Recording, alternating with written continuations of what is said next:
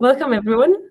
This is one of our Irish Saints workshop meetings. And in this meeting, we're going to hear a presentation from Matushka Anastasia.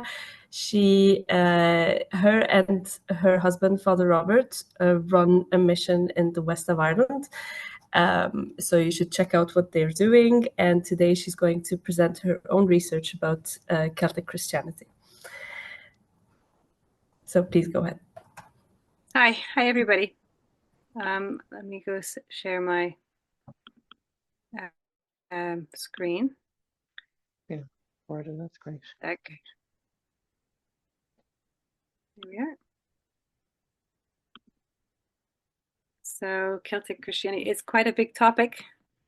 A lot of it will be, I'll post these slides on the St. Patrick Orthodox website for people that want to go back and look at the details, the quotes, and the references.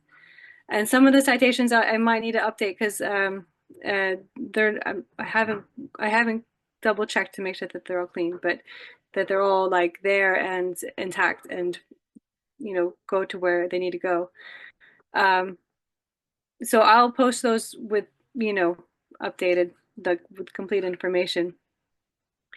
In the meantime, the Celtic Church is very interesting nowadays. A lot of people are interested in it, and coming from all sorts of backgrounds. Sometimes it's just academic or even pagan. A lot of the early Christians, people are interested in early Christianity. They want to understand what it looked like in Ireland.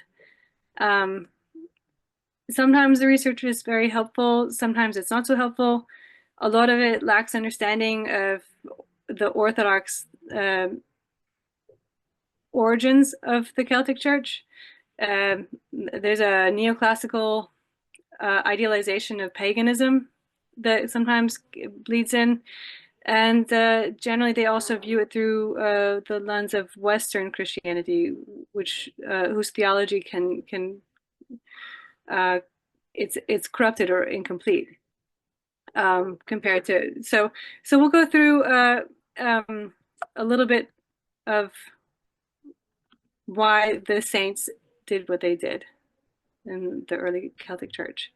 So here's a prayer by Saint Mancham. I'm not so talented with the Irish, but it's a beautiful prayer praying to found a monastery. The sort of ideal monastery in his head. It's full of nature and 12 brethren and salmon, trouts, and bees. It's a really wonderful little poem and prayer. At the time that Christianity came to Ireland, Christianity was still very new and untested idea, and there were vestiges of paganism that were still strong all over the world, including the Roman Empire. It was just a generation before Patrick's birth that Julian the Apostate reopened the. Oh, I see I misspelled some. He slew many Christians and reopened the persecutions, and so it was still very much a sense that if you're going to declare yourself for Christ, you have to be ready to give your life for it. And so you have to understand the reason Christians were able to do that is because they knew where paganism came from, and paganism was a terrible thing. It was really the difference between faith and superstition. It's such a radical difference. The pagan worship is generally a fear-based understanding that if they don't do it, that somehow they're going to get punished. And this is a very harsh world. It was full of bad harvests, wars, plagues, and about 50% of your children would be dead by age 10, even in Rome, where the Healthcare was not so bad. And they believed that all these misfortunes were acts of vengeance by really quite psychopathic gods. The Roman life was full of predation of humans through slavery, abuse, gladiatorial contests. This is just part of their normal life, and they considered themselves civilized compared to the hostile and godless Celts, the Irish Celts. Christianity really is, in my view, it's one of the greatest legacies of the early Christian church. It's one of the things that really has changed the world in a remarkable way. It's the foundation of the human rights, the abolition of the slavery. Some of our greatest ideas come from just this very surprising development and antiquity through Christianity. And you can see this in the story of Saint Pachomius the Great, that he had been conscripted as a young boy, just taken by the Roman army and locked behind bars without food and water in the hot Egyptian sun. And some strangers came by and offered food and water to him without charging him, and he was really quite surprised. He asked why they were doing this, because it was such a kind thing to do. And he was told that they were Christians who treat us with love for the sake of the God of heaven. And so he was really so touched by this simple act of kindness that he decided to serve God, the Christian God. And as the founder of Cenobic monasticism, he would actually become a spiritual grandfather of the Irish Church. The Irish Church would have been very much founded upon this Egyptian lineage. You have the Saint before the formalization of monasticism, we had the apostolic life of the saints, the early saints, this lifestyle that you hear in Acts, where they have given away all of their possessions and money to the poor, and they shared all things in common. And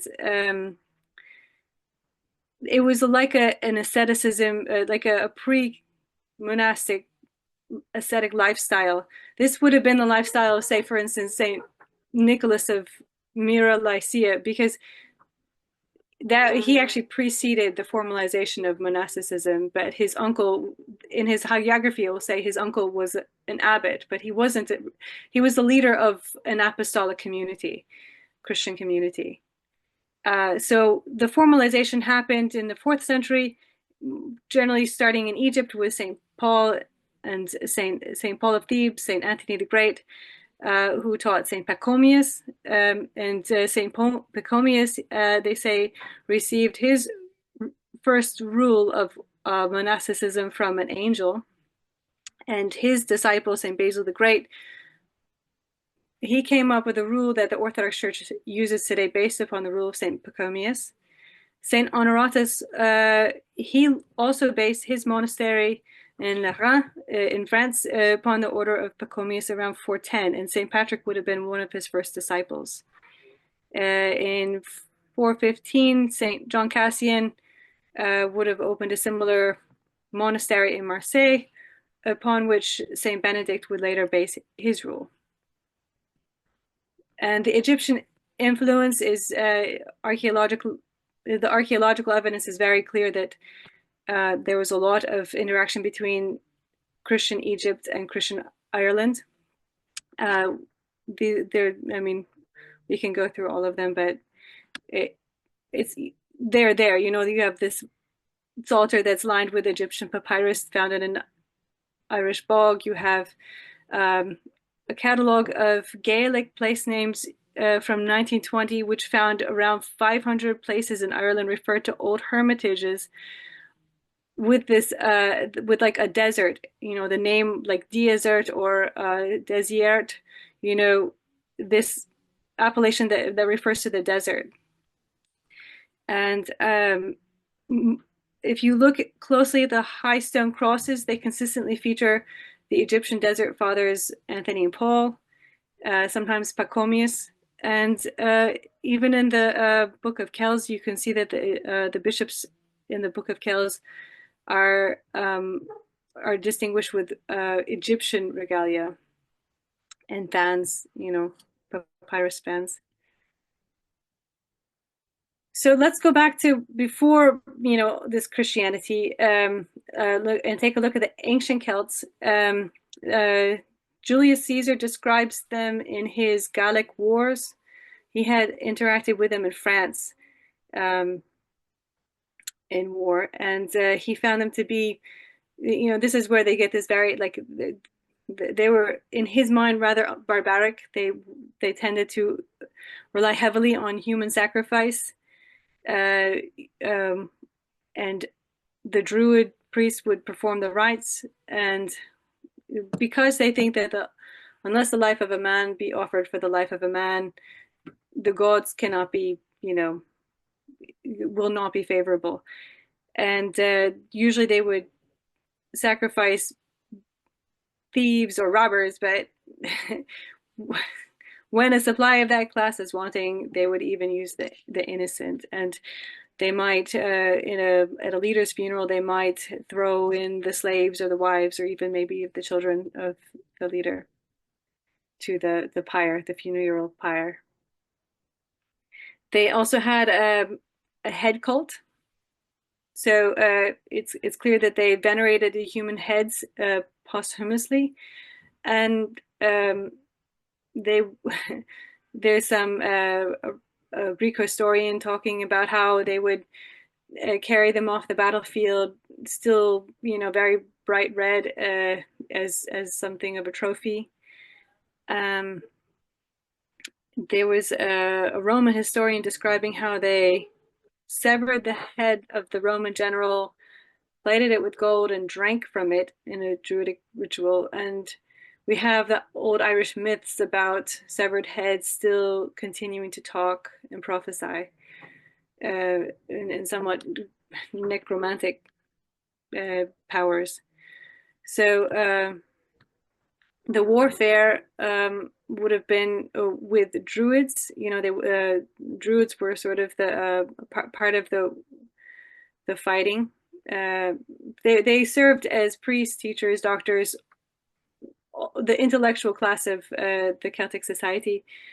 But they were illiterate. They were illiterate upon religious principle. It was a secret art, and they were not allowed to make it available in an easy way, such as by writing it down. So they had to memorize everything with years of oral tradition memorization. And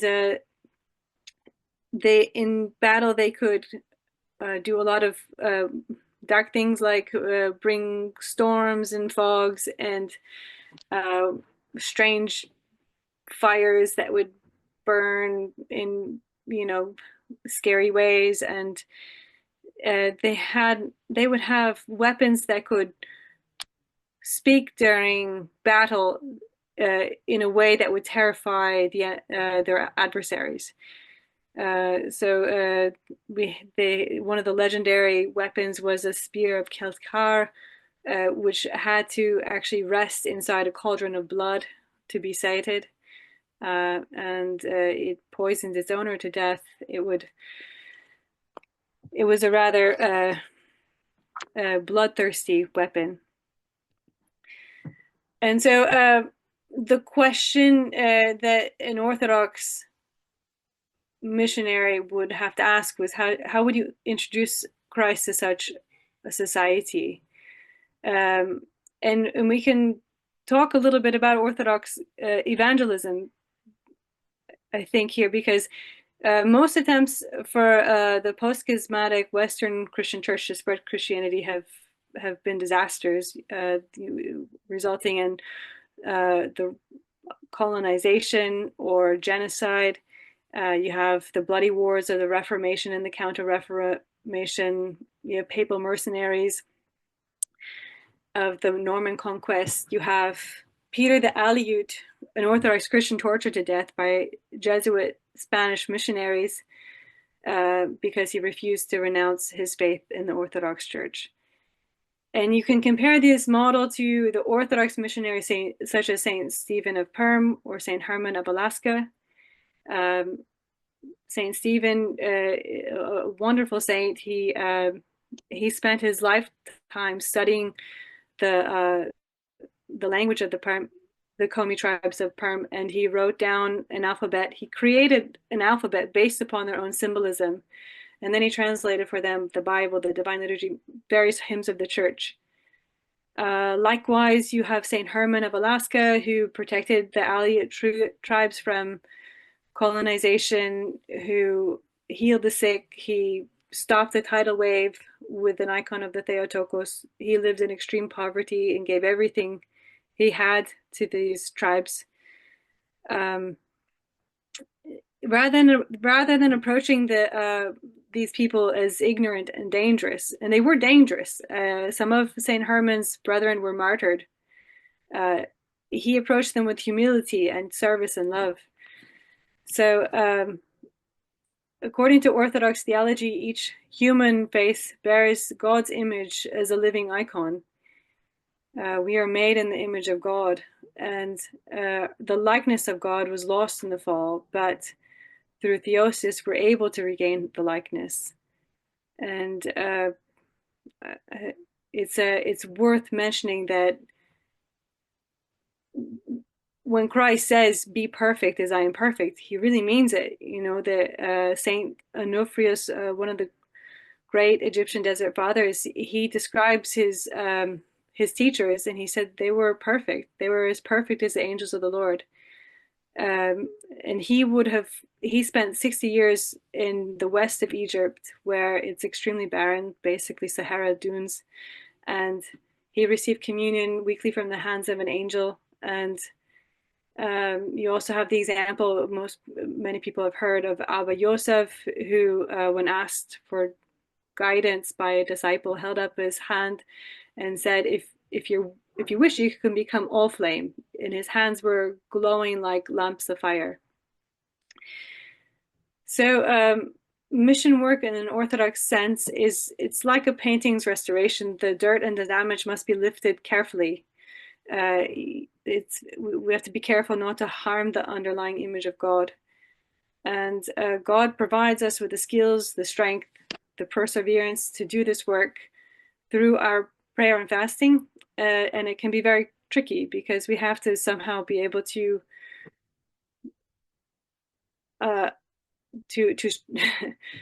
smite the demon and the dark thoughts and the chains that it have bound the demon has bound with which the demon has bound this person, without harming the person. So the demons can be quite close, you know, situated on the shoulder or you know, close to the neck. So as their former slave, St. Patrick, he felt compassion for the Irish people. He describes his calling, which had come to him in a vision, in which they called to him in this plaintive way, and had moved him so much that he could no longer, you know, he couldn't. It actually woke him up. It moved him so deeply, and he describes how many people, when he was doing his 30 years of training in France, many people thought he was a little crazy for trying. They said, why does he put himself in this really dangerous situation among these hostile and godless people?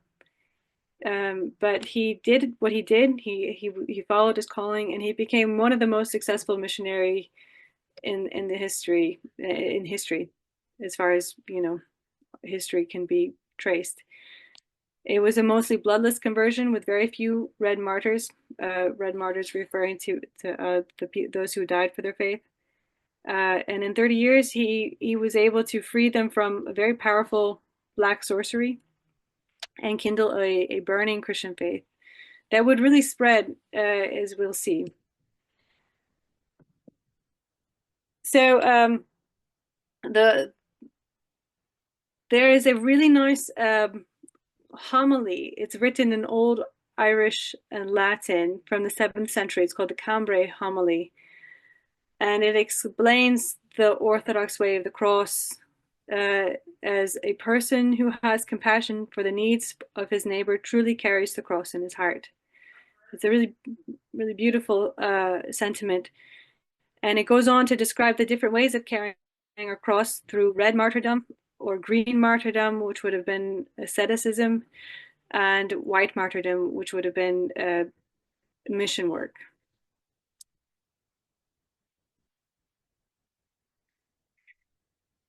So as we've already established, pre-Christian Ireland was quite hostile and godless, even according to the Romans. St. Patrick knew when he started his ministry that he would need the legal permission to preach Christ in the island. The power structure was generally one high king, five or so chieftains. Sometimes the numbers would fluctuate a bit. Many lesser kings and princes, and these power structures were constantly shifting due to tribal warfare. And he had to win them all over, one by one, as he preached through the various lands, starting with the High King. Now, he was a runaway slave, and under law, his life was already forfeit. And so, of course, his first act would be to blaspheme the High King at a pagan simple ceremony by lighting the Paschal bonfire. It was a very bold move. It worked. We know that it worked because of the historical scope of what he later accomplished. It would have been impossible for him to do what he did if he hadn't successfully obtained the permission of the High King. And he did it. What we can see the boldness. We might not easily recognize the 30 years of prayer, fasting, and preparation that he had undergone prior to that moment. So I want to talk a little bit about the role of Christian asceticism, because it was one of the most defining aspects of the early Celtic Church. Ireland was covered with monastic cells, and the burning faith of wandering monks, nuns, hermits, and it's also one of the most difficult aspects of the Celtic Church for Westerners to understand, because we don't really have anything similar yet. So there are a lot of goals in the aesthetic, according to the Orthodox understanding of Christian asceticism. There are many goals, and the first goal would be to simply train your spiritual endurance and self-discipline, something like a distress or temptation exposure therapy is maybe how we might phrase it. St. John Chrysostom describes how fasting can strengthen us in this way, preparing us in advance with the help of this lesser ascesis of hunger, of fasting, so that we can show ourselves glorious at the time of battle, at the time of martyrdom. Was probably what the audience had in mind at the time, because the martyrdom was still very real for them.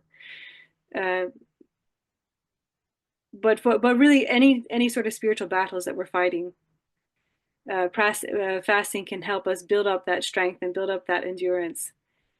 And it's harder than it's actually much harder than it might first appear. When you're fasting, I feel like you can fast. A lot of people nowadays are trying this intermittent fasting, and they think, oh, I'll go one day without eating, and actually the first day can be quite easy, and then they feel quite encouraged. But then as it goes on and they develop, your body does start to recognize that you're killing it, and it starts to resist, and it starts to raise these alarms. And so whatever it is that you're holding on to, whatever it is that's driving you, that becomes empowered. So if the thing that's driving you is, you can fast for the demons. I mean, fasting is just a spiritual tool. Like girls that are anorexic, they're also fasting in a big way, but in a demonic way, right? They're listening to self-hatred, thoughts of anxiety, or thoughts of sort of this obsession of well, there are a lot of neurotic things that are happening but they're making them powerful by fasting toward them, you know. So whatever thought it is that is driving our fast, that's the thing that's going to be empowered. So if the thing that's driving us is the love of God, then that is our goal. That is our Christian goal. Man does not live by bread alone, but by every word that proceeds out of the mouth of God. And Saint Onofrius, you know, he ended up, you know, one of the things that he says is, I eat and drink the sweetness of the word of God. This is his fasting. He fasted upon the words of God that he had memorized in his heart. So when we fast when we find spiritual comfort and nourishment in God, then we can become quite powerful in this way.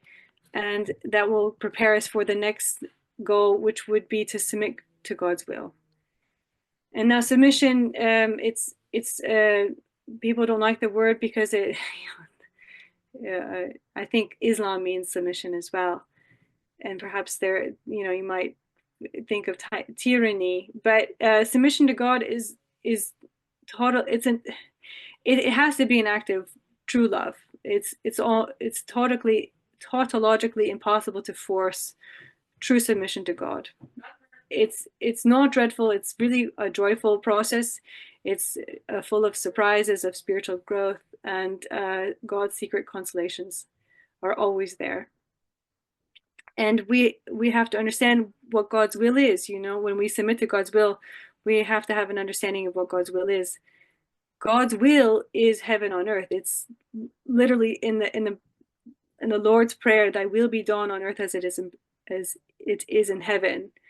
God really wants world peace, unimaginable human happiness. I think it's often difficult for the human mind, which is prone to cynicism and fear, to imagine the goodness and the joy and all of the good things for which we are created. And this is what monks are seeking, what Orthodox monks are seeking when they do extreme fasts, you know, for more than a week, for instance, or when they wake up and serve 4 a.m. liturgies. This is what's driving them. And this is also what was driving the ancient Celtic monks as they were hand carving 600 plus steps up and down Skellig Michael. And you can see the picture there of one of the staircases they carved by hand, and you know, praising God through the night in cold water. It's important to understand in this process the role that the human will plays. It's our will through our thoughts, our beliefs, our actions. It becomes an instrument of good or conversely evil in the world. The placebo and the nocebo psychosomatic effects are well established. You know, Christ is saying, "Your faith has made you well," something like this 6 times in the gospel. And the Holy Fathers are clear that seeking out supernatural phenomena through self-will, that's looking for signs, as Christ would admonish, it exposes us to demonic danger and delusion, because the miracles of Christ and his saints are never conjured magic. They're never acts of self-will. They're always the result of submission of our will to God's, which is the ascetic goal. And it's important to note, it's something that, again, we don't really have access to witness in the West as often. But if people, you know, are traveling to sub-Saharan Africa or some of the more, you know, there are places in the world where it's very clear black magic is quite real. It's demonic activity that's been made possible by participation with a darkened human will, this self-will, which is separating itself from the reality of God, from the plight of others. It's generally driven by fear, despair, pride, confusion. It's often like, sometimes when people do really dark things, they'll describe it as sort of a fog, like they're not quite aware of what they're doing. When our will is engaged, the demons can easily interfere to spook, to delay, or deceive. So even for experienced holy ascetics, even heavenly visions of Christ in the Theotokos are rigorously tested.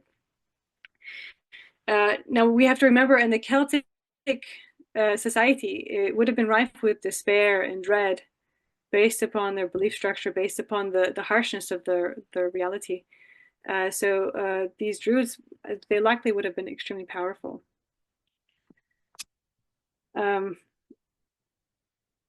They're and one of the more hideous, I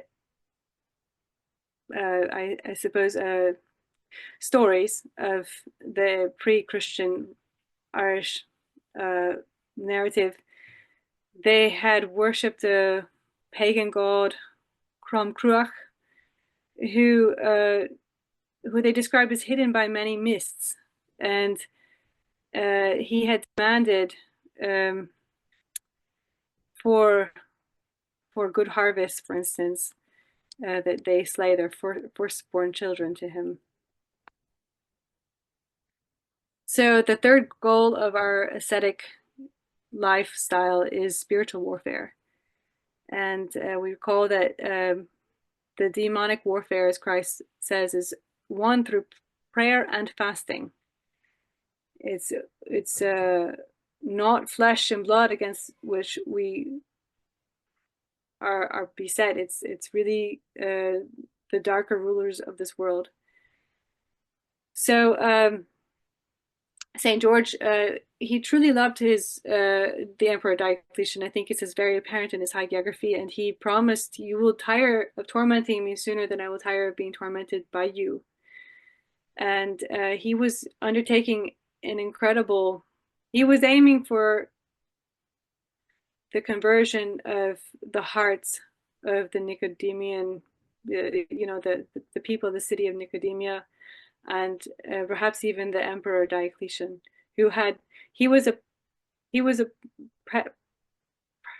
like a personal bodyguard of the emperor. He had been hand chosen by the emperor, and they were good friends prior to his confession of faith. And so, as punishment, Diocletian had shot him with iron sandals and driven these red hot nails upward into his feet, and then had him driven back to the prison with whips. And in the morning, he had sort of taunted George, how do you like your shoes? And George was very cheerful. He said, oh, they had been just his size. And so they looked, and they found that his feet had been miraculously healed. So red martyrdom is echoed in the tropar of the martyrs, this general tropar that we use for many martyrs, in which it describes how, possessing God's might, they set at naught the tormentors and crushed the feeble audacity of the demons. The faith that the martyrs didn't slay these executioners, they didn't slay the executioners per se, they were really aiming for the demons that held men's hearts and thoughts captive. And no greater love has any man than to lay down his life for his friends. So it's a very powerful way of witnessing and defeating demonic warfare. Patrick did not go into red martyrdom, but he did fight demonic warfare in a very, he was fearless of death and demons. He would have really been happily martyred. He was willing to go to red martyrdom from day one. He knew that was always a potential cost, and he was happy to give it. And that made him fearless of death or demons or any of the things that did happen along the way to him, the dangerous situations he encountered. And he went up to this temple, Crom Cruach. We can talk a little bit more about him. The etymology, they're not quite sure. They think it means something like bent or crooked or stooped, maybe a bloody head. But in years of poor harvest, it is imagined by some archaeologists that up to 2/3 of the firstborn children were sacrificed to him. And according to the poem, the women used to tremble in fear as they passed his temple. There was a high king and his army who in their worship of this very demonic idol, smashed their heads with stones and died. So St. Patrick confronted this idol and destroyed him, quite simply. Some say he did it with a hammer, some say he did it with a cross, but he made short work of it. He cursed it, threw it into hell, and that was the end of that. The ascetic goal would be to, which is even higher, is actually to acquire the Holy Spirit of God. This greatest commandment: love the Lord God with all of your heart, with all of your soul, with all of your mind, with all of your strength, and love your neighbor as yourself. So this process of theosis is becoming like God. Through our nous, we are able to seek, experience, and participate in God's uncreated energies. And St. Patrick describes how, as he met God in his humiliation as a shepherd slave, the Spirit was burning in him, so much so that he could pray all night, and amid, naked in the snow and hungry, and feel no pain, feel no, he was just burning with love for God. And the Holy Spirit, when holy ascetics reach this height, then it's often accompanied by gifts of wonder working, clairvoyance, healing. These are not supernatural. It's important to emphasize again, these are not supernatural. This is actually the ultimate reality of Christ, his triumphant resurrection over entropy and death. As Isaiah, says, those who hope on the Lord will renew their strength. They will not grow weary. They will not be faint. And we know from the hagiography that many of our Celtic holy fathers and mothers were wonder working. They often read exactly like the wonder working saints of our times. Just the way that their witness is very bright. And again, the green martyrdom is echoed in the Orthodox tropar of the monastics. By a flood of tears, you made the desert fertile. By the radiance of miracles, you illumined the whole universe. So as shadows cannot abide light, so darkness flees from the presence of the living God. And as we climb the ladder of divine ascent, as described by the Egyptian Saint John Climacus, we're defeating demonic darkness, not only for ourselves, but through us for the entire world. So Christ describes us as the light for the world. Let our light shine before men. And again, Saint John Climacus describes how as angels are a light for the monk, so the monastic life is a light for men. And it's true. I think the experience of monastic worship is it's quite a bright experience. When Patrick approached the Irish, he presented Christ as he truly is to all people, as the fulfillment of what they already understood, as the fulfillment of all truth. So he was empowered by God to understand, or to God was able to help him, to guide him to say what was right, so that he would be able to reach these people and to help them understand this fulfillment. He presented God as they had already understood the Trinitarian nature of the divine in the pagan symbolism of the Triskelon and Newgrange, for instance, or the shamrock as the living witness of nature in the shamrock. And his heartfelt missionary fervor would really become a very big part of the Irish church, the Celtic church. And missionaries from Ireland and other Celtic trained, the Celtic trained Christians, they would successfully convert the Picts of Iona, the Anglo-Saxons of Northumbria, eventually all over Western Europe, as we will see. He was extremely brave, obviously. He in a clan culture that was hostile to non-partisan outsiders, he refused to take bribes, even under mortal threat. He I think the clannish warlords were constantly, they would offer safety and protection to him in exchange for his loyalty, and he would refuse to give it. So he would be taken captive and abused somewhat for a time until they released him again.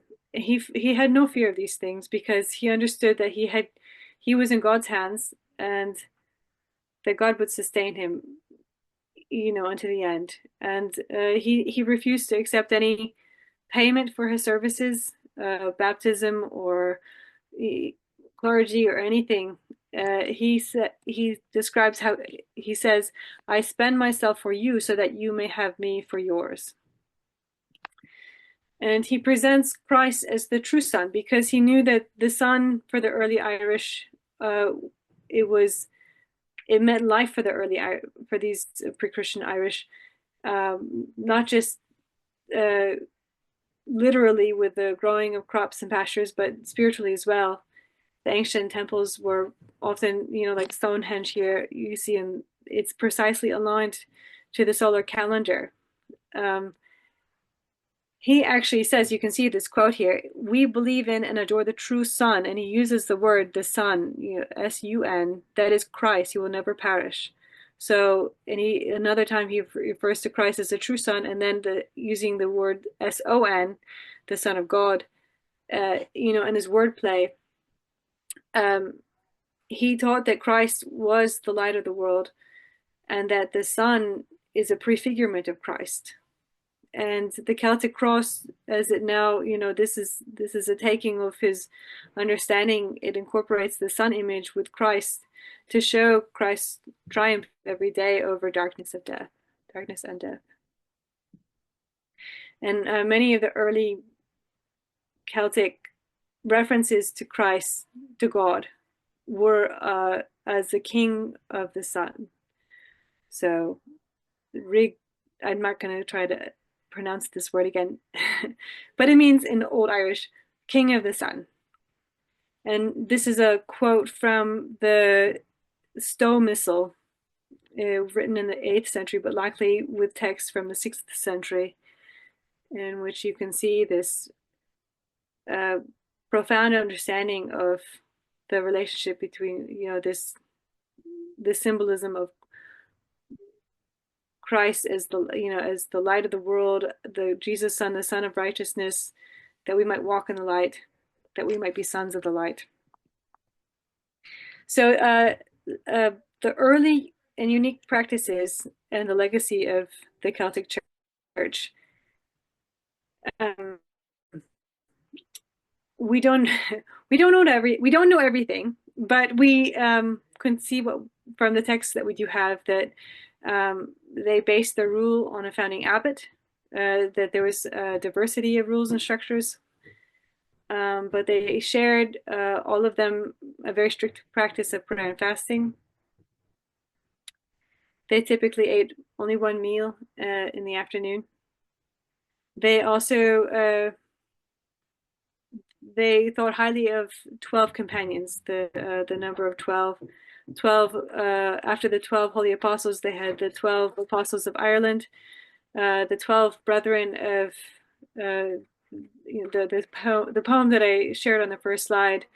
He had longed for 12 brethren, and there were 12 companions that Saint Columcille takes to Iona, 12 companions that Saint Columbanus takes to Europe.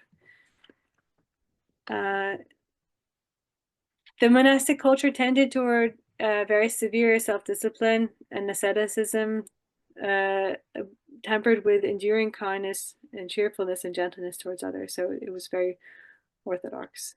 And you can see some of these. These are quotes. These are quotes from the Celtic Monk.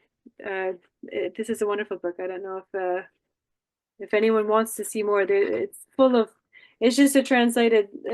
It's a translated text from this time period, with including prayers, and the full Cumbrae homily is in here as well.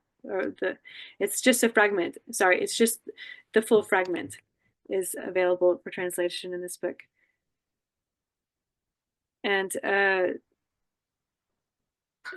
this is a wonderful little one of the rules of Saint Kieran. Heaven is the reward of the person who, for the sake of all people, disciplines his own heart. The rule of Saint Comkila, that we should pray until our tears flow, and we should labor unto the point of tears of exhaustion. And then the rule of Comgel: if you are a shepherd of monks, it is fitting that you be kind to them and cherish them. And there are a lot of sweet things. Here's some more. This on the left. You have a little poem composed by a king name of Cashel. Thine the mighty, thine the small, thine to mark men like rain to fall. Ask for guidance in his of life. And you have you actually had an interesting. They had a hesychastic prayer. They had we have Lord Jesus Christ, Son of God, have mercy on us. They had a prayer similar to that. It's just 3 words that they often refer to in many monastic writings. Pray, bless me, arco fuin immundera. And I'm not sure. I was trying to figure out if that was a Latin or Irish, and I couldn't. It must be Old Irish.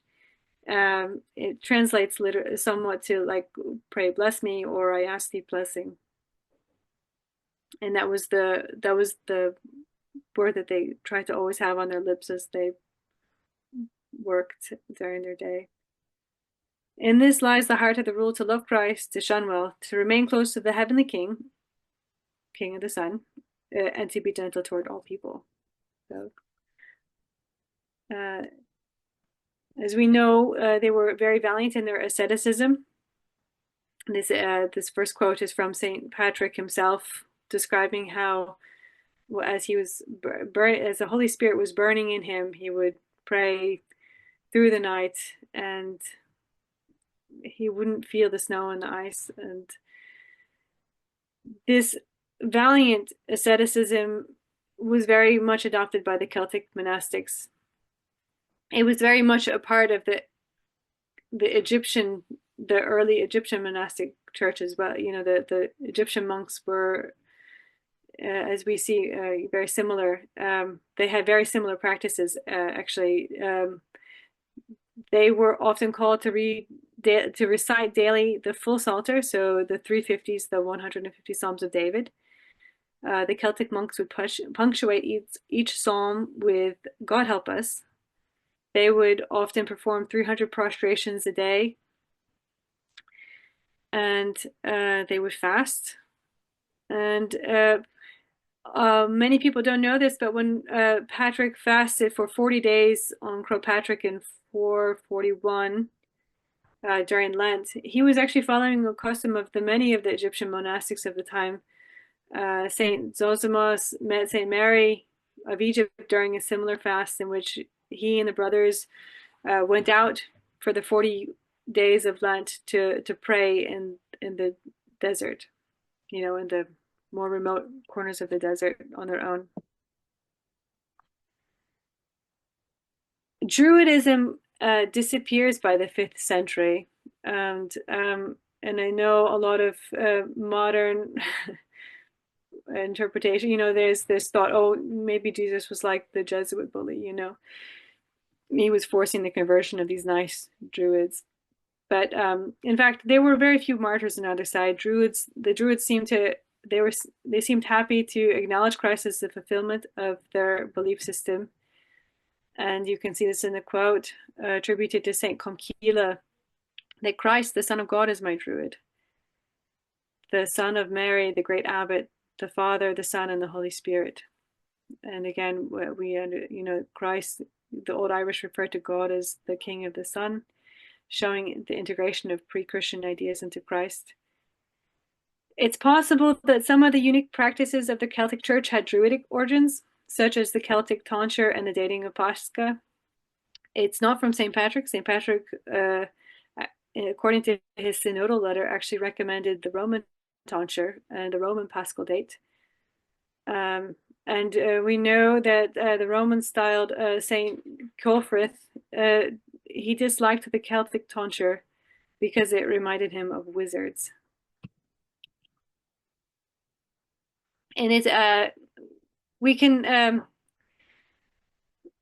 also we can take a moment here and consider all of these neo-pagan attempts are very, very loose speculative conjecture based upon information that's completely lost. As we recall, the Druids, they didn't write anything down, so we really have no idea how they did what they did. And thank God they don't really try to dabble in the head cult or the human sacrifice cult. But they face a difficulty which the neo-Celtic Christians face, which is that both practices are essentially extinct. There's no living heritage passed on from generation to generation. The Celtic Christians left behind their texts, which helps us a great deal. And their extinction occurred much later, and it still has a living connection to the Orthodox Church in the East. Of course, when the Druid leaders became Christian, it was not a relativistic concession. It was more like a caterpillar becoming a butterfly. It was a true fulfillment, a true transformation. The cross-figel posture of prayer. This is a favorite posture for both the Celtic Christians and the Egyptian Christians, and there's evidence that it originated in Egypt. It would have been a variation of the Oran's prayer posture, which you can see in this picture from the Roman catacombs, which was a very common posture of prayer in the early church. It's actually related to the word for vigil, and regarded as a posture of repentance. And there's an explanation of it in this book, which is a really nice book as well, in which Abba Zacchaeus describes the posture. He says, every person who lifts up his hands as a type of the cross of Christ defeats all his enemies, as did Moses, who defeated Amalek by raising up of his hands. And we remember the story of Saint Kevin of Glendalough and praying in this posture in a very diligent way. Another unique practice among, and now I don't think this has any Egyptian origins, although I think there is some evidence, maybe there is some evidence that they did. I don't know. Maybe they did this in the Nile.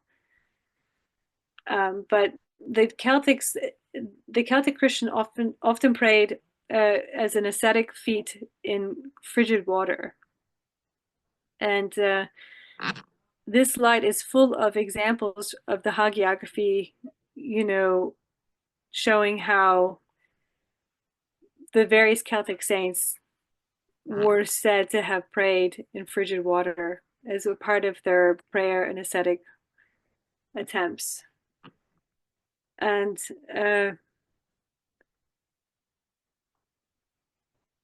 we have the example, it's even said that St. Patrick prayed in the water. And we know that many of them use the holy wells in this manner. And there are 3,000 holy wells in Ireland.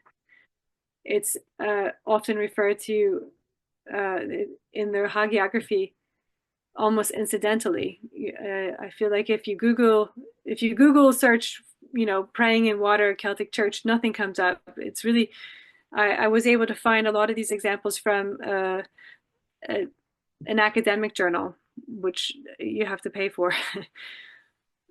And I'll try to post a copy, a citation for that. There's a nice, but it's very clear that this was done around Ireland, the Celtic Church, they would use this as a form of asceticism, and it's a good way of asceticizing. They also built their cells in the shape of beehive dry stone clochan. Their careful corbelling techniques. Here you see the example of the clochan on Skellig Michael. They're dry and sheltered today, despite frequent hurricane strength winds. And this is even without the what would have been the turf covering on top of them. Now, our town of Clifton is actually called in Irish An Clochan, and there is a mention in the catalogue of folklore that you can find online that the town was named after an ancient clochan which once stood in the old cemetery. And we know that St. Patrick was very active in Connacht. According to what his earliest hagiography, he employed three blacksmiths to construct over 50 bells for the Connacht region. And that would have been one bell per parish, so that would have been at least 50 parishes here in Connemara in the region of Connacht. The Irish word for Wednesday means the day of the little fast.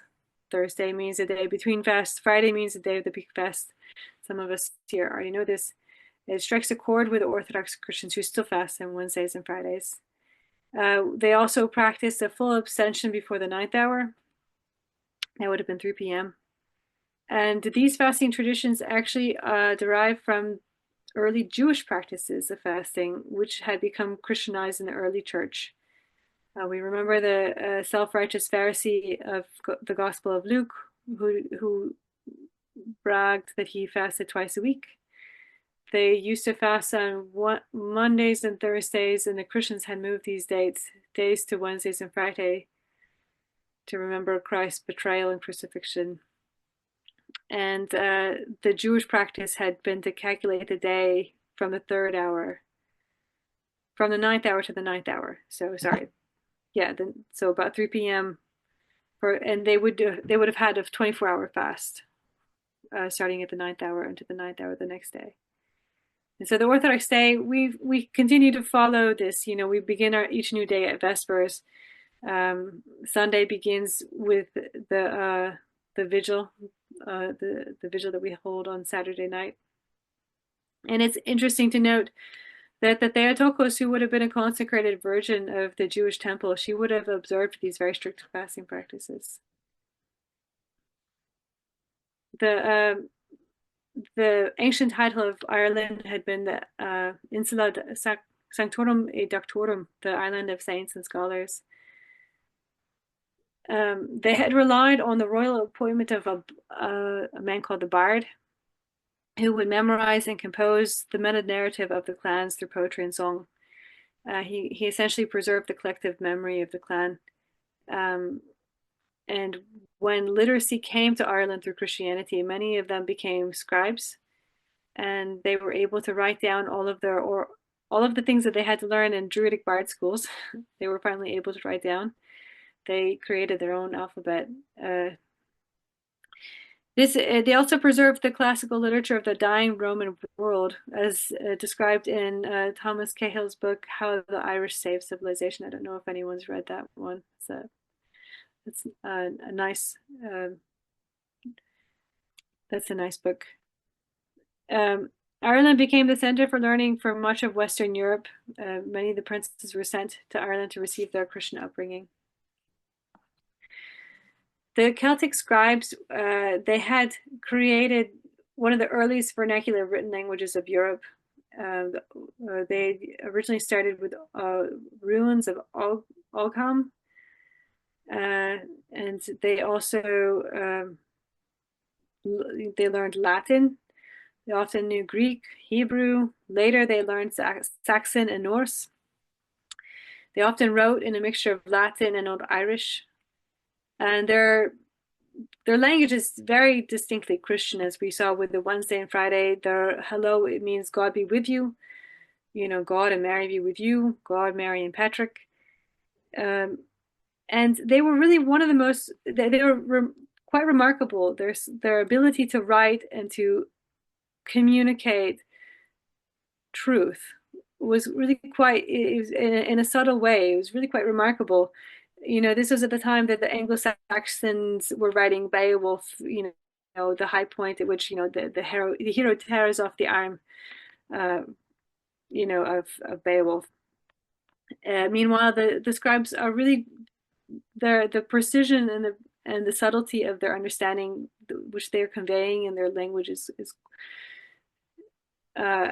fully formed prose, the finest shades of thought, easily and perfectly expressed. And so we still have Be Thou My Vision. It's a Christian hymn written in the 6th century by Saint Dallin Forgale as a testimony to his spiritual relationship with God. And to this day, it's a favorite in both Protestant and Catholic hymnals. And it's a very beautiful expression of that faith. The Celtic Church also had a deep and profound affection for nature. You hear it in the stories like Saint Kevin of Glendalough and his birds, Saint Alba and his wolves, the honeybees of Saint Madomnic and Saint Gobnut. Actually, honeybees were introduced by early Christian saints, early Celtic Christians. There had been there's recorded evidence that there were no bees in Ireland before the 5th century, because for various reasons, but the archaeological evidence is there. So they would have come over, according to the hagiography, with Saint Madomnic in something of a miraculous way, and then the early Irish church would have experienced the flowering of both the faith and the nature simultaneously. So they lived in a rainforest, but it would have been a rainforest without bees until they were brought by the Christians, along with literacy and the flowering, the fruiting and the flowering of the world would have been very tangible. So St. Patrick, he was very much a white martyr. He lived the life of a white martyr, as described in the Cambrai homily. He describes how he longed to visit his parents and to see his friends in France again, but he felt bound to his work in Ireland. And he stays in Ireland until his death. And he was ever open to red martyrdom. He describes how he would be willing to die. He says, God knows the depths of my heart, even my very gut feelings. I'm willing to die if necessary to bring Christ to the Irish. And of course, he died peacefully and very successfully 30 years later. The Celtic Church brings this white martyrdom into itself and continues it. And it brings Christianity to Iona and to the Anglo-Saxons of Northumbria. You have Saint Comkilla with his 12 companions exiling himself to Iona, and he is very, very successful there. And then in Iona, Anglo-Saxon princes took refuge from would-be assassins and become Christians there, and they bring that faith then on to the kingdom of Northumbria in a dramatic way. And then the island of Lindisfarne is given to Irish Saint Aidan to be cultivated as a holy island, and the saints there are raised according to the Celtic tradition of Iona. And we have many brilliant saints, such as Saint Cuthbert. You can see Saint Cuthbert here in the icon is in his hagiography according to Venerable Bede. He would pray all night up to his neck in water, singing the psalms. He would do it secretly. He didn't want to, but a brother was concerned and followed him one night to see what he was doing, and saw all night he prayed through the night to God, singing his praises, and then in the morning otters came and helped dry his feet.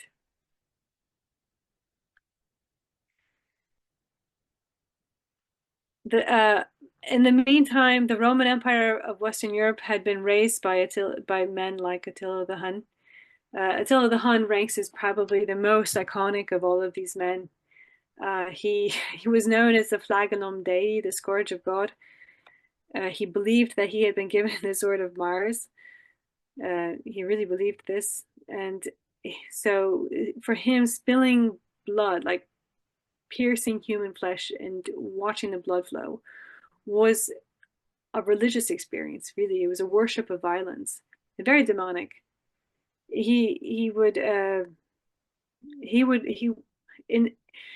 For example, in 443, we know that he massacred the city of Nisus, which would have been the birthplace of Emperor Constantine the Great. And even 5 years later, eyewitnesses describe how the riverbanks remained choked with human remains. And it had been a desolate ghost town. It was even 5 years later, whereas prior it had held 150,000 people. So Attila the Hun had really, he was the worst sort of psychopath, one that was driven by divine, I suppose, the thought that he was doing it for God, for the demon that he was worshiping. This is a picture of Pope Leo the Great, a wonderful Orthodox saint, confronting Attila, who you see in the black horse, and saying, "No, I forbid you from,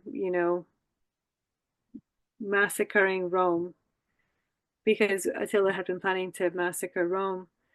And according to the story, he decided not to because he saw angels in the sky who were threatening him. So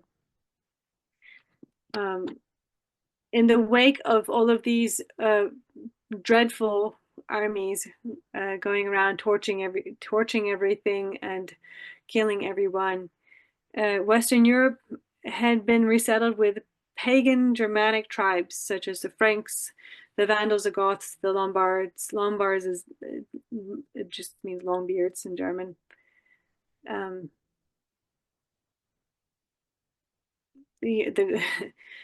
There were some vestiges of the early Christians surviving, such as in the early Christians of Romania.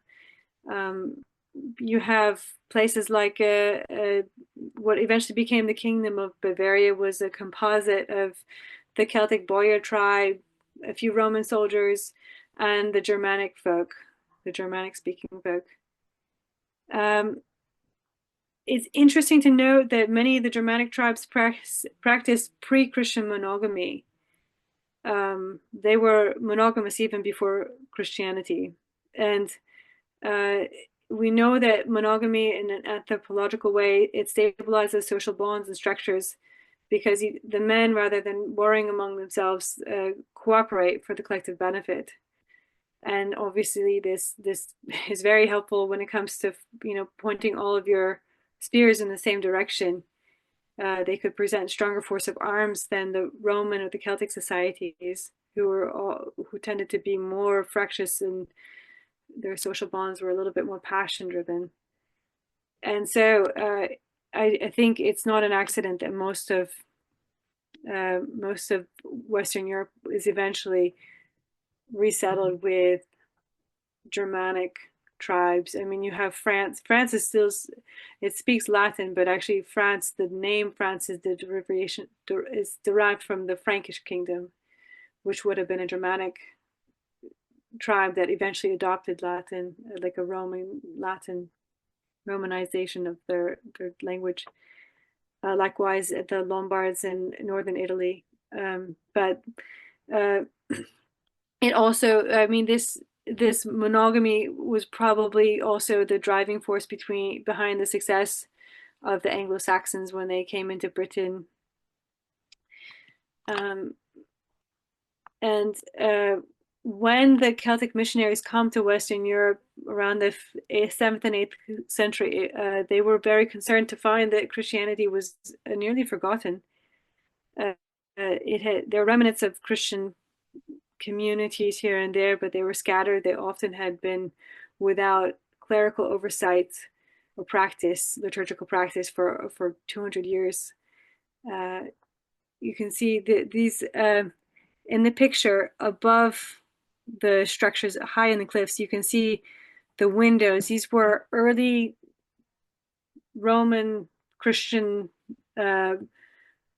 it's where they had carved out their chapel and cells into the rock face. And when the pagan Rudigers had marauded that area, they had thrown the Christians out of these windows to their death.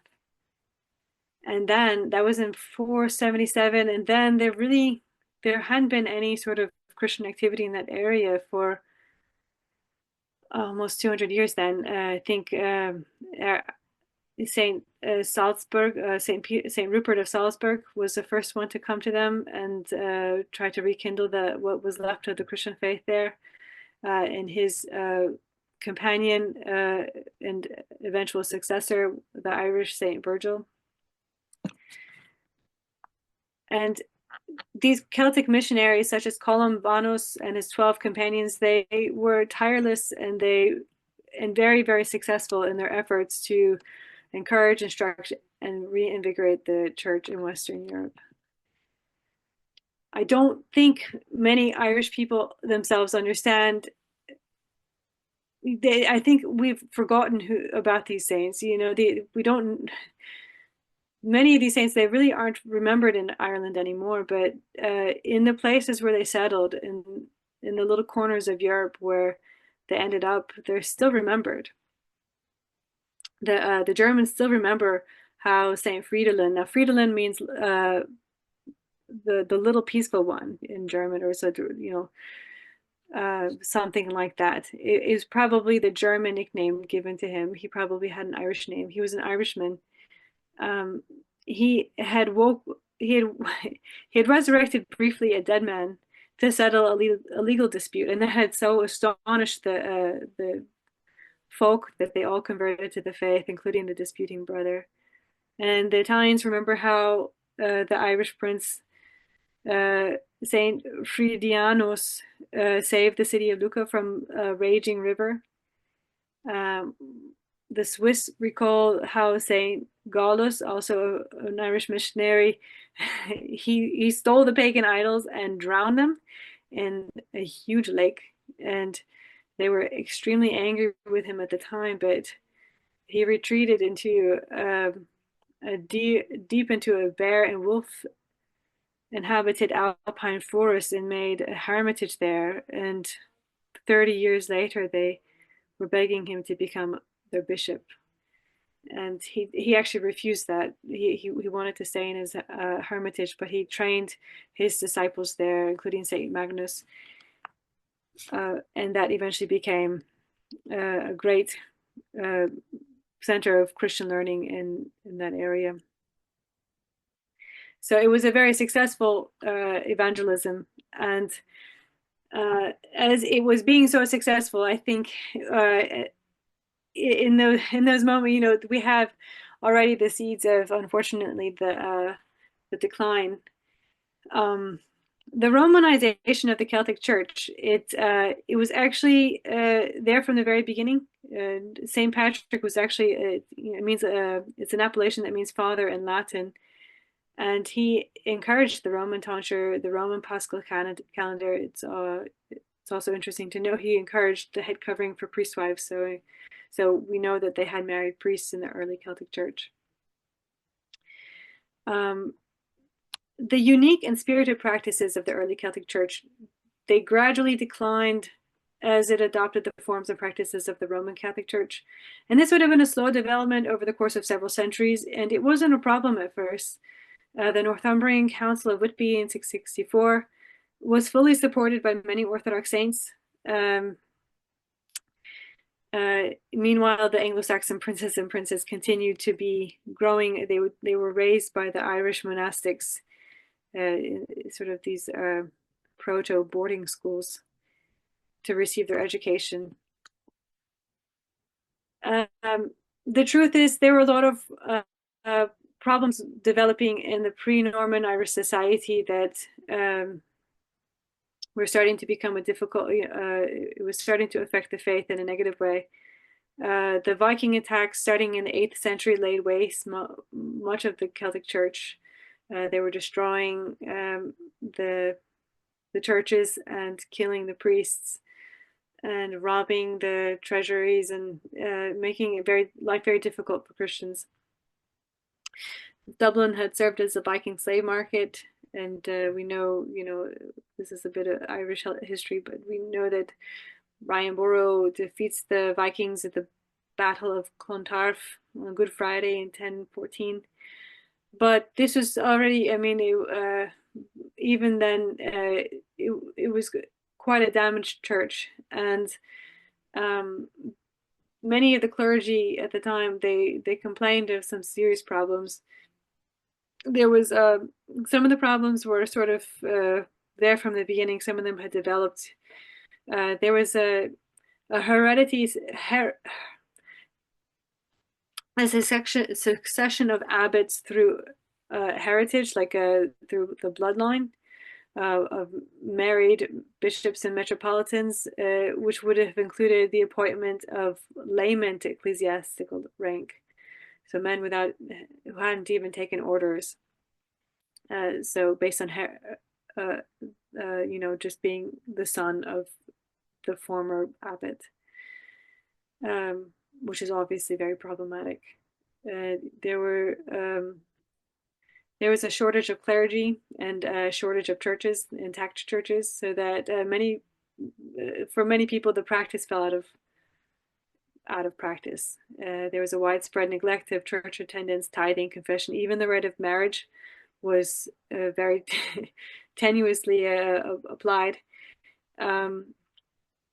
There was ongoing tribal violence from the very beginning. I mean, we know the example of Saint Comkila and how he felt guilty about having having somehow contributed to the shedding of blood in a battle. We know that Clonmacnoise had been attacked at least 27 times by enemy Irish clans. And these feuding clans would often seek political alliances with important church leaders. So it was a really difficult thing for church leaders to constantly be being refereed, offering bribes, having bribes offered to them, having political wrangling, of these feuding parties, and being caught in the middle. And we had the problem of the polygamy of Irish kings, which was driven by very high rates of assassination and maiming of Irish princes. So High King Brian Boru was one of 12 sons, of his father by various women. Rory O'Connor was from over 20 sons, some of whom slayed or gouged out each other's eyes in political wrangling for dominance.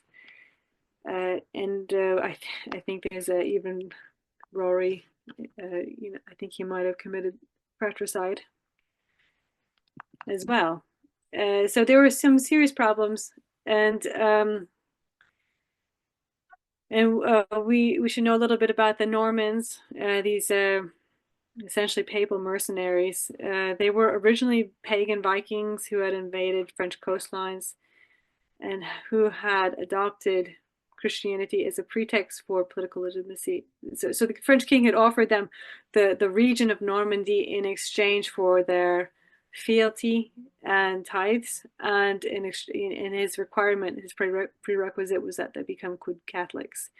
So they were baptized in this way, And at the time that they were overtaking England in conquest, they were also conquering many Orthodox territories of the Byzantine Empire in southern Italy.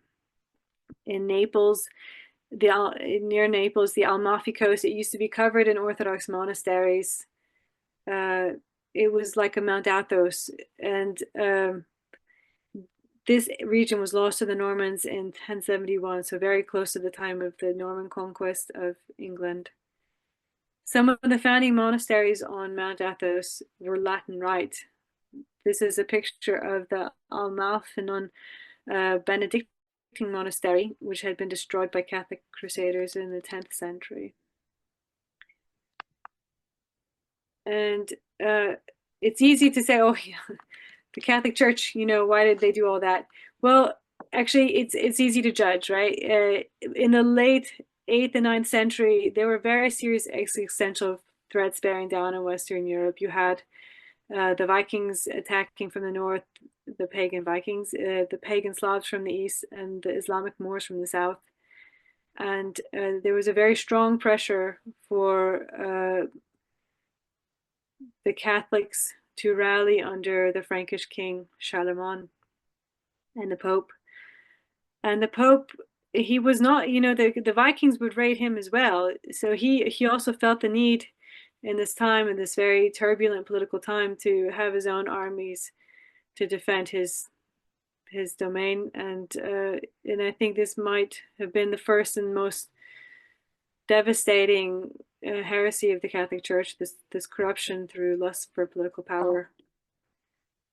And it was, if you read the subtext of the Great Schism, it really was very, very much the William the Conqueror's invasion of England. It really happened only 12 years after the schism. And there may have been some Irishmen, such as Malachi of Armagh, who asked for it, who desired the papal institution of order and reform in the Irish churches. But it's we know that we know that the Celtic Church in Northumbria suffered very intensely under William the Conqueror. The Domesday Book suggests the slaughter as much as 75% of the population, and we have the quote in which it's described how he spent the entire winter laying waste the country, giving way to his resentment, slaughtering inhabitants, inflicting every sort of evil without cessation. You have a picture, this is the version of the Catholic Church, these newly baptized Christians. This is William's brother. William had appointed his brother to be the bishop, and his brother, the bishop, joined him in the Battle of Hastings, as we can see in the Bayeux tapestry. This is they were proud of this. They were so proud they actually put this on a tapestry and said, "This is what we did." He joined them at the Battle of Hastings with a mace. So here he is pictured slaying Orthodox Christians with a mace at the Battle of Hastings.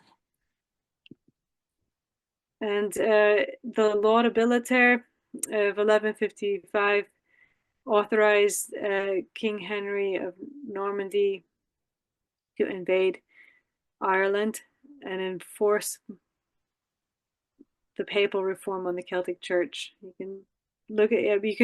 You can actually read more of the text. It's available on Wikipedia pretty easily. And you can hear the tone that it's taking, that we are pleased that you are doing this thing to enlarge the boundaries of the church. And declaring taxes. And it's a colonization, really. To their credit, the Normans, they tried to abolish slavery in 1102 and again in Ireland in 1172. They also enforced monogamy. So there are some good things that they tried to do. They also enforced heresies such as the filioque.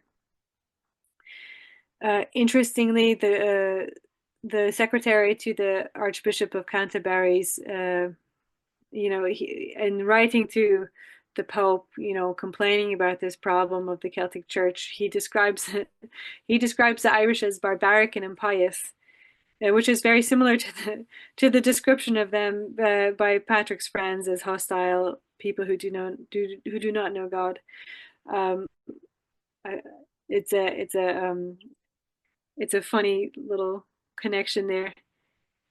And we know the story that the deposed king of Leinster, Dermot, bartered his daughter and his king to the Norman lord Richard Strongbow, who successfully conquered large sections of the island with a group of his friends, and then gave these lands to the English king. It wasn't like it was in England though. The Norman invasion of Ireland, it was softer. It was the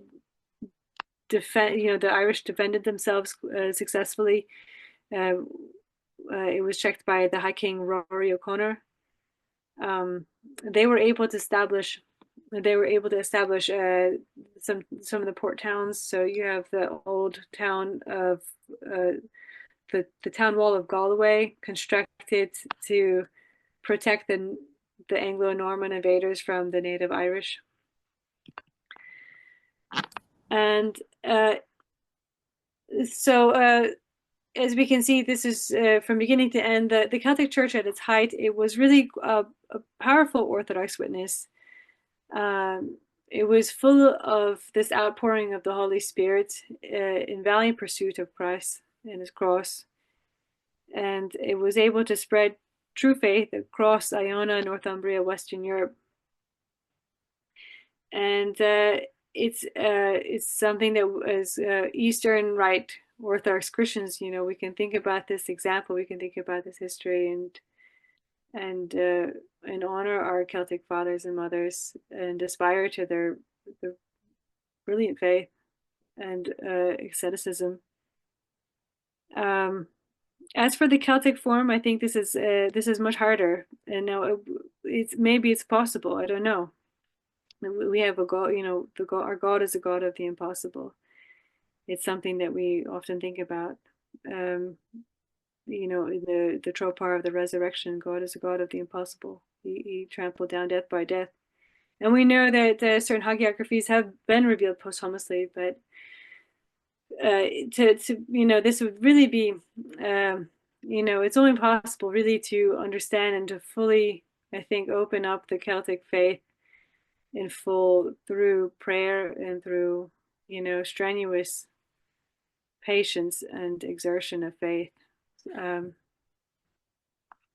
those are my final thoughts. So I can stop the share here. Thank you so much. We can open up the discussion. Yes, this was really, really good. I really like both the spiritual and the historic aspect of this. Like they both blend very nicely. So we'd like to open it up for any questions. I would like to thank Matushka Anastasia for this beautiful presentation, and I loved very much that you talked about the Celtic Christianity in the broader context of the Orthodox spirituality and ascetic life. It's very important when we trying to study Celtic Christianity to remain on the basis of the faith of our own Orthodox tradition. And I wanted to ask you, what would you recommend to read? Any particular books about the especially Orthodox roots of Celtic Christianity? I mean, about this Egyptian connection or something. Yes, I can. I mean, this book is. It's blurred. It was blurred previously, actually. So there it is. Yeah, there it is. Go. No, it wasn't. Oh dear. The Celtic monk. I'll put a picture of it. It's just translated and annotated by it's by the Cistercian publications, as well as this one, but they're nice translations. I'll try to give a short list, a book list. Obviously, Father Gregory's book, the Egyptian Desert and the Celtic. Sorry, what is it? The Egyptian Desert and the Irish Bog. That's nice. There are a few books there. I mean, I tried to focus on the primary source material as much as possible, and that's sometimes hard. A lot of it is still untranslated. It's written in this old Irish and not yet fully translated. There are a few, and it's hard. Sometimes you can find them, and sometimes you have to you have to dig a bit or pay, a certain fee to have access to them, a book. And the books, maybe they come from America, which is also difficult. But I can try to put a book list up. Thank you. Great. There's a question in the chat. Do we know anything about what type of liturgy they would have practiced? Yeah, that question was plaguing me for a while as well. Yeah, we have some bits and pieces of the liturgy. The Stole Missal has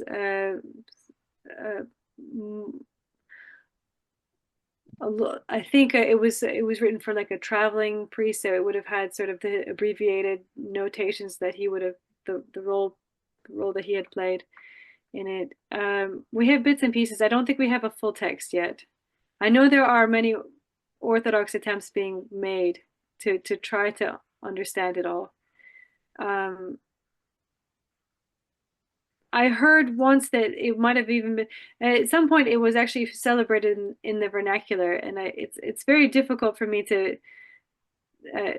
It was hard for me. I couldn't figure out how that would have happened, because I know in the early church they would have been in Latin, but they eventually did come up with a vernacular Irish liturgy, one of the first earliest vernacular liturgies in Europe. It's hard finding and cataloging all the information from the Irish Church. There's a huge amount of information that hasn't been translated or cataloged in any real, like, it's either in Old Irish or it's or it's there, but you haven't, to have the Orthodox, like to find water prayers, like all the hagiographies that mention water prayers. It's very difficult. Like you might find them idiosyncratically or just like mentioned casually on the side, but it's not really formally done yet. There is a book, I think there is a series of volumes of the saints by an Orthodox scholar in New York that I can also reference. Great. It's sort of a first attempt at this cataloging.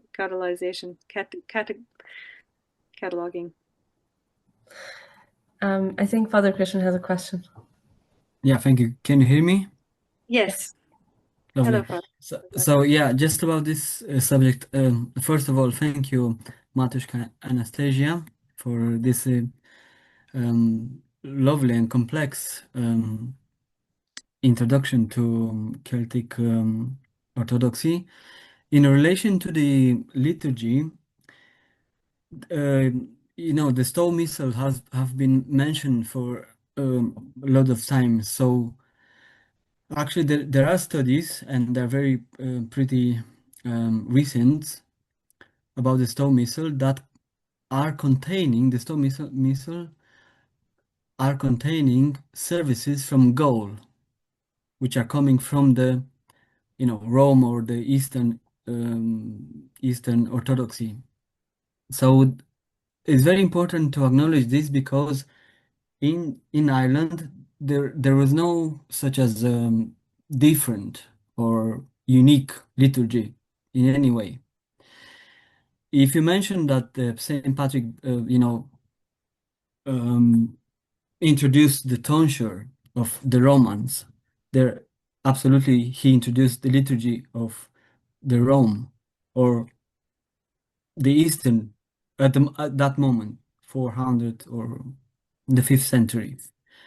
So that's very important. And then the book that is very recent about that. It's called the liturgy.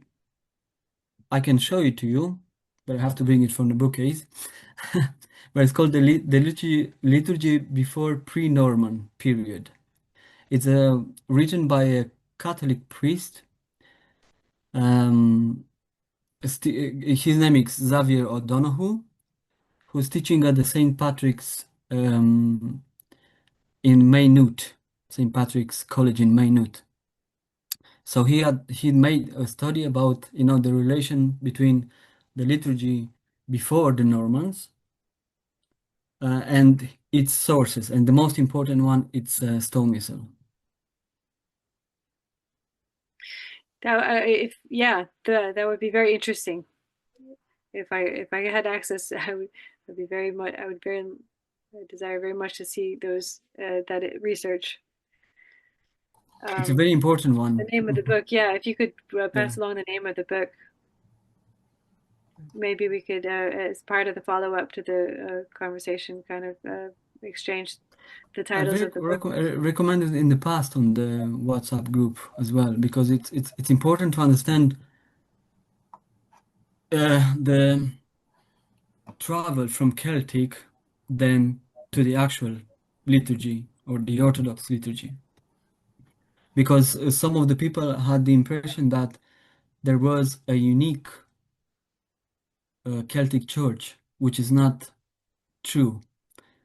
And then I would like to also bring some arguments about, you had the head cult there. So the head cult, it was about the tonsure. So the tonsure, if you see, even to the image that has shown the stone god with with the hair behind. So the Yes. Celts or the Christian Celts were tonsure not about the Rome as a circular around the head, but around they left the long hair behind. And then there's a really interesting thing to look after, which is the Council of Whitby, happened in 664 near Northumbria. So there, the King of England, which was Christian as well, called Saint Aidan to try to understand what are they following in their Christianity. The tonsure first, okay, it was not Roman, circular, and the second one was the calculation of the Easter time. So then Saint Aidan said that we are following our forefather Saint Columbkill, and we are keeping these manners. So there was a little bit of a confrontation there, but it's very important to have a look about this Council of Whitby, 664. Thank you. Yeah, thank you. So there was another question in the chat. Have you come across the influence that St. Patrick had on St. Bonifacius of Mainz? I'm not sure if I spelled this correctly, but do forgive me if I didn't. Best use of minds. I should look it up. Does the person want to? The person who asked the question want to give more context to that? Do you want to either ask your question or type it in the chat? Thank you very much for the presentation. Thanks. It was very nice, very informative. And we have the apostle in Germany, Bonifacius, Saint Bonifacius. Oh, yes, Bonifacius. Yes, I do remember him. Yes, he was Anglo-Saxon. Yeah, sorry. Yes, sorry. He was from the Anglo-Saxon family. I think he was the same family as Saint Willibald and Saint Scholastica was his sister, and Saint Willibald and St. Walburga were his niece Mhm. and nephew, and they all went to the Central Germanic regions in Bavaria. Yes, yeah, and they missionized there. Yes, we have an Orthodox congregation that remembers him very affectionately. Yeah, because it's very often we hear that Saint Bonifacius have been influenced by the missionary work of Saint Patrick, and this is why he made the decision, and this is why he decided to do this similar missionary work and to travel to Western Europe. So, but yeah, yes, they would. The Anglo-Saxons had been most of them had been trained in the Celtic. They were firmly in the Celtic traditions, and I think there's the theory that because they had Anglo-Saxon was a form of Proto-Germanic language, it was related, is a very related language, and I think they went to these regions because they knew that they would be able to communicate more or less. And we know that the Celtic monks, the Irish monks themselves also learned these languages. They also studied and practiced these languages in anticipation of the event that if they were called upon, they could make that effort. Yes. Do we have any more questions? I can have something to, I don't know, to say as well, if it's possible. Sure. So in relation to, I mean, like recommending the books in relation to Druids and a meeting with Saint Patrick, I will really recommend this book. This can be seen. It's blurred. Hold on a second. It's blurred, yeah. So a second.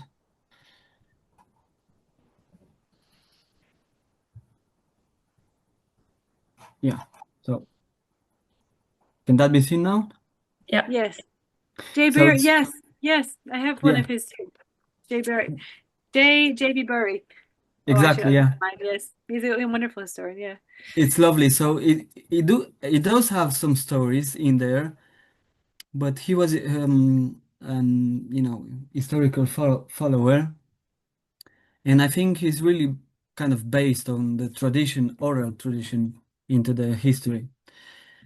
And then obviously what was mentioned there in relation to the cross and Christ, I think in Confessio at chapter 60 we can talk about the true Son and the righteousness, but why we can talk about that? Well, you can find this online anyway. It's called confessio.ie, because the highest king of Irish people, apart from Crumh, was the sun himself. It was King Luach, I think, or Lug, or something like that.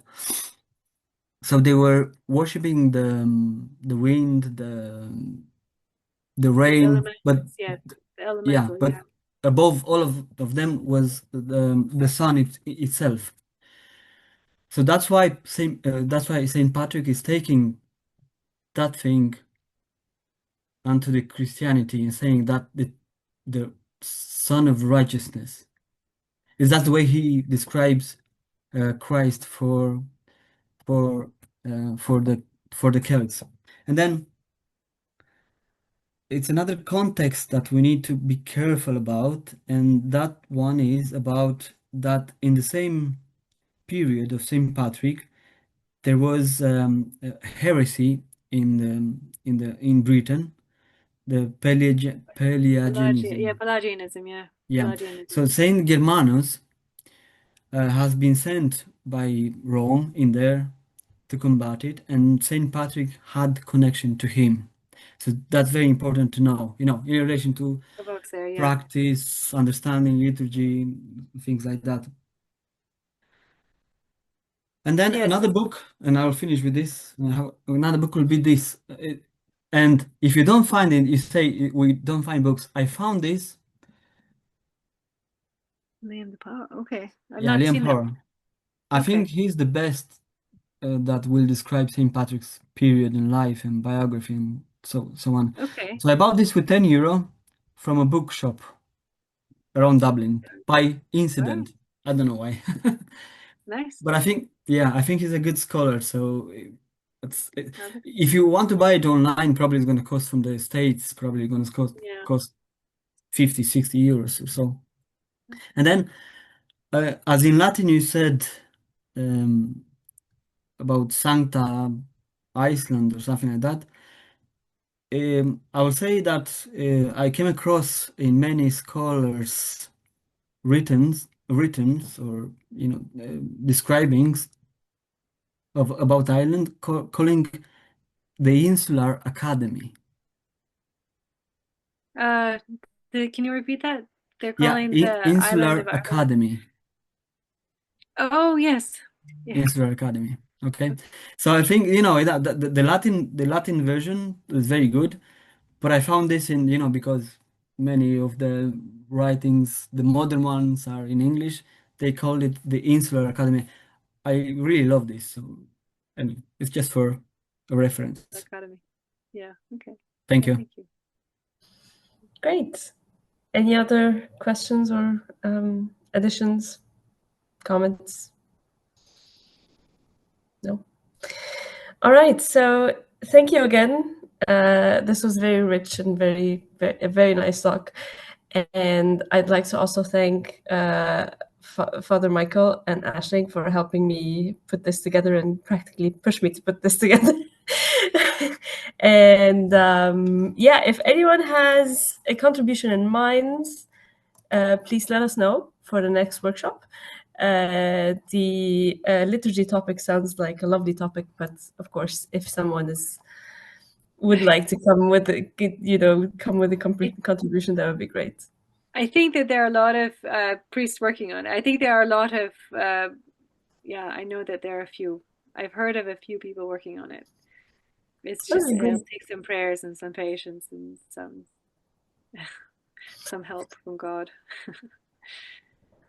So thank you again, and have a good evening.